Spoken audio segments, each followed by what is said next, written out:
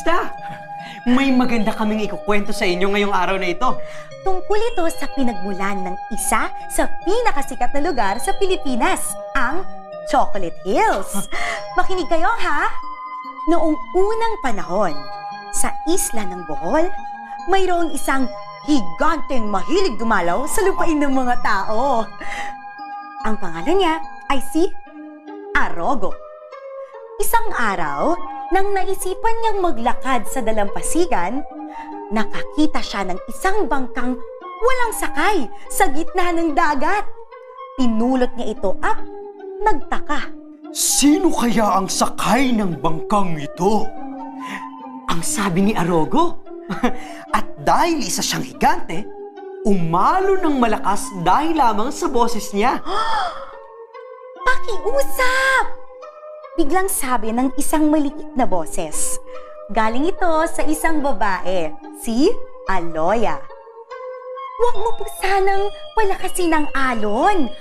Sumisisid ako upang makakuha ng isda at talangka at natatakot sila dahil sa malakas mong boses.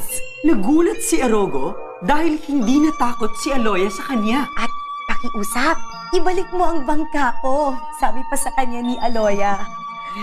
Ibinalik ni Arogo ang bangka ni Aloya. Nang makita niyang malungkot si Aloya dahil wala itong nahuling isda, lumuhod si Arogo at ginamit ang kanyang kamay upang ipansalok sa dagat. Pag-ahon ng kamay ng higante, punong-puno ng isda, hipon at marami pang halamang dagat ang kanyang mga kamay. Ibinigay niya ang mga ito kay Aloya. Ngunit ilang isda lamang ang kinuha ni Aloya.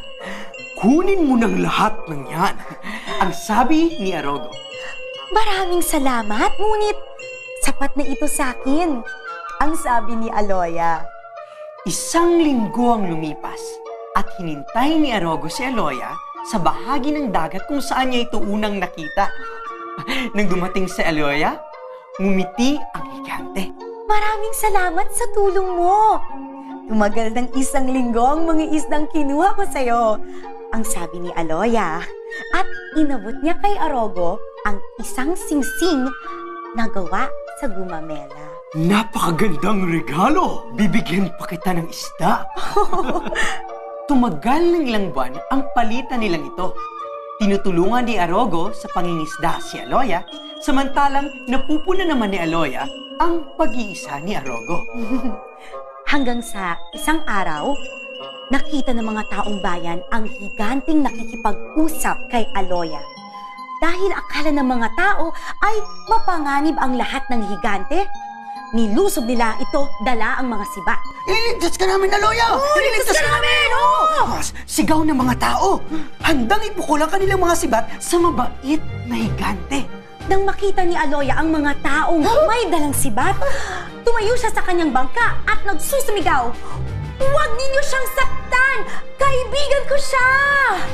Pero hindi mapigil ang mga tao. Oo, takot silang lahat sa higante. Higante yan! Ang akala nila, ang lahat ng higante ay masama. Makakatakas na dapat si Arogo nang biglang makarinig siya ng isang malakas na ungol. Wag! Ah!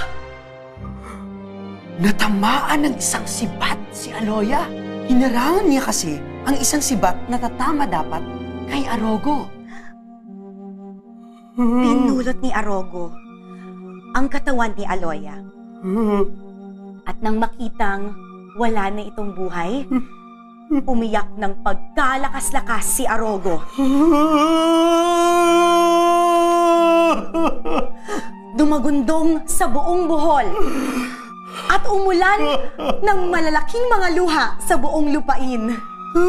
Pumatak ang mga luha ni Arogo sa lupain. Pagkarami-raming luha. Pinagtagal, natuyo ang mga luhang ito.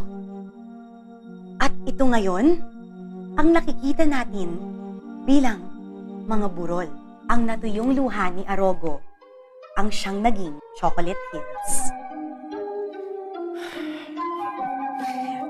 Nakakaiyak naman ito, Maya. O, dahan-dahan sa pag-iyak. Baka bigla may tumubong burol dyan sa sahig. Naku, hindi naman. Pero nakakaiyak nga, Kuya Fidel. Tama. Ngunit sana'y nagustuhan niyo ang inihandog naming kwento ng pagkakaibigan ngayong araw. At sigurado na naman akong may natutunan kayo tungkol sa isa sa mga pinakasikat na lugar dito sa Pilipinas. Kaya't hanggang sa susunod na kwento mga bata! Paalam! Paalam!